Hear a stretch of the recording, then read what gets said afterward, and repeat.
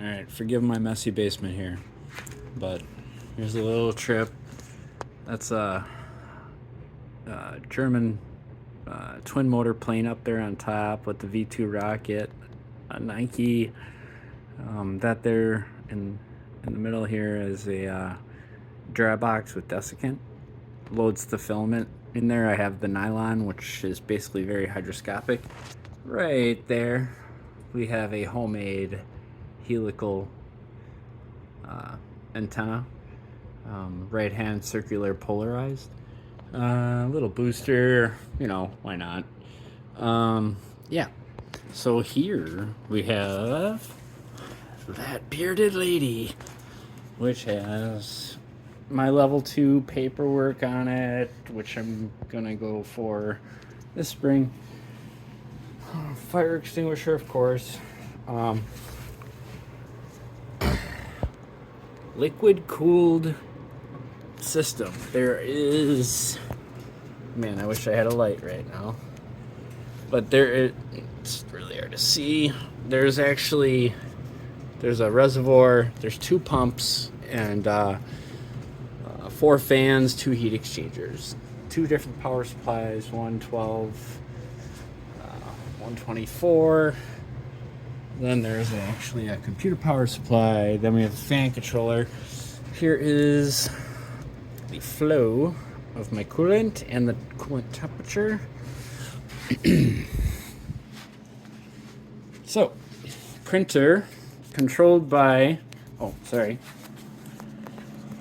Duet 3 in there, which has a Raspberry Pi 4 connected to it, so you don't need a laptop and whatnot. Obviously, you got some ventilation going. That there's like a 400 watt AC powered heater. All of the above 50 volt stuff is in this box. This is got some solid state relays, and that guy with the red heatsink is a PWM DC MOSFET. So, and so yeah, here we got a nice little camera in there. I'm gonna look up. That filament is not being used, but there's a nice light up top. You can kind of see how those are idler pulleys up top. And then we have carriages. This is all homemade shit, but yeah, carriages. Those are delrin. Those black parts there on the end of those carbon fiber rods are delrin, and they're magnetic balls that connect. This here is the Duet 3D Smart Effector, and those resistors that you see, the 3 resistors are actually acting as strain gauges, and that little light, green light on the back, is the Wheatstone Bridge indicator when it exceeds a certain value. But yeah, right now, so that's the heater input. It directs the heat down. We have chamber temperature right there. That was a failed attempt at infrared camera. But yeah, so stepper motors down here. Everyone is liquid cooled. The stepper motor on the extruder is liquid cooled. The hot end itself is liquid cooled. It's a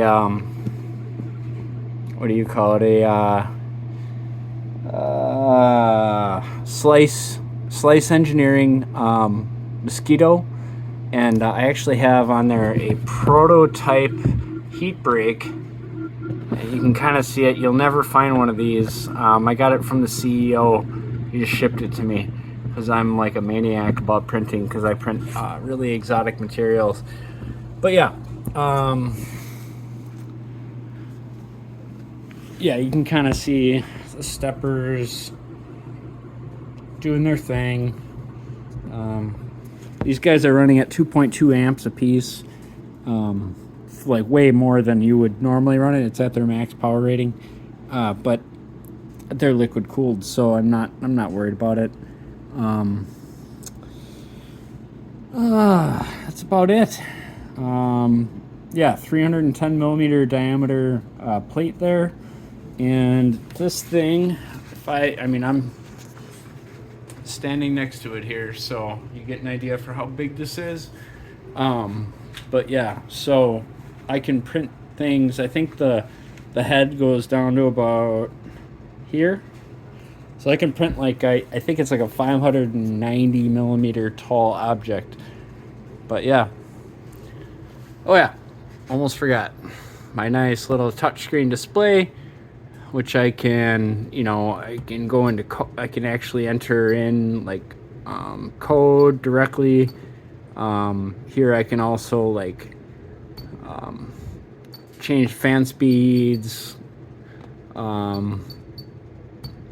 set, so you can see here I have the extruder set to 98. I actually dropped a couple of steps, baby stepping, which is really neat. I use that, that's to get like the best first layer.